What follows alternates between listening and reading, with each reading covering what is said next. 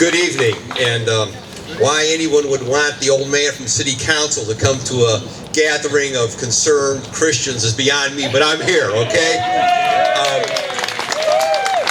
Let me just say this to all of you who are gathered, on behalf of all of our brothers and sisters in Cleveland, how appreciative I am personally for the faith and belief that you have in your individual parishes and your individual communities.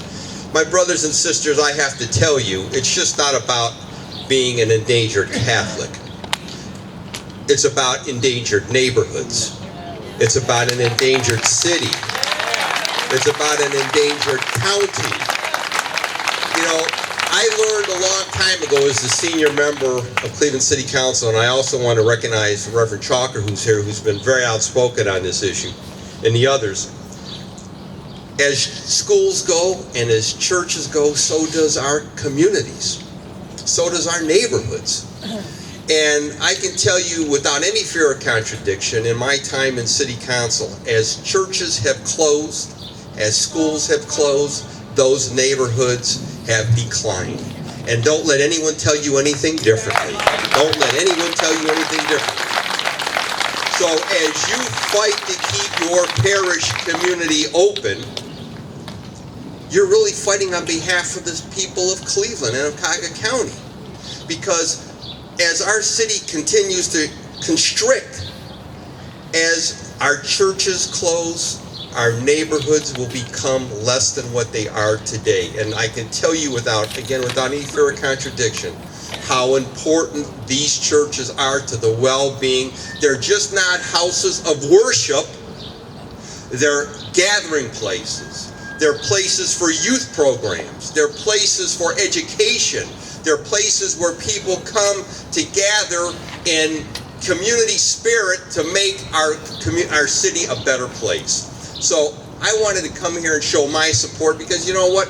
For a while there, I thought we were going to lose one or two churches in Collinwood. We didn't. We were very fortunate. Very fortunate we didn't lose any. And I know from my friends who lost parishes how they have suffered as a result of that, the pain that they've experienced, the families that have been torn apart. And you know, I listened to the parishioner from St. Lawrence, and I have to tell you, not only was items taken out of St. Lawrence, but one of our local churches had to pay $20,000 just to save those stained glass windows. Now think about that. Another church had to pay to make sure that those windows were not sold on the open market or wherever they were going to go. Is that how Christians treat each other? No, I would think not.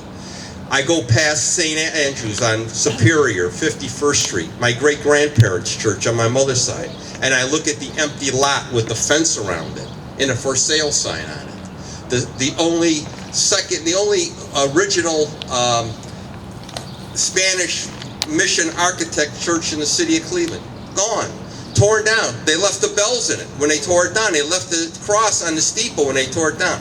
Is that the way you treat the community that supported that parish and that neighborhood? Is that how you support it? I would hope not. But we saw it firsthand. I was there to witness it. And my brothers and sisters, so I'm here to join with you in spirit and in faith. I urge you, I believe in the power of prayer.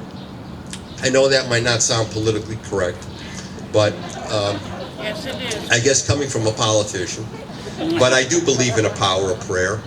I believe you've had success already. Some of you might not realize it, but believe it or not, there has been success because I think I personally believe there's going to be some reversals. I think there's going to be some reversals. So you got to stick with it. You've got to believe. You've got to continue to fight for what is right. Because you're not just fighting, again, I want to say it, you're just not fighting for the Catholic faith.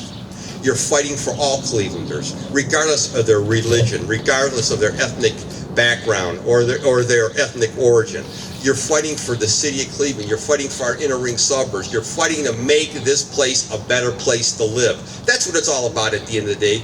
Quality of life, brothers and sisters working together to make our community the best it can be. Thank you for the invitation. I'm here with you.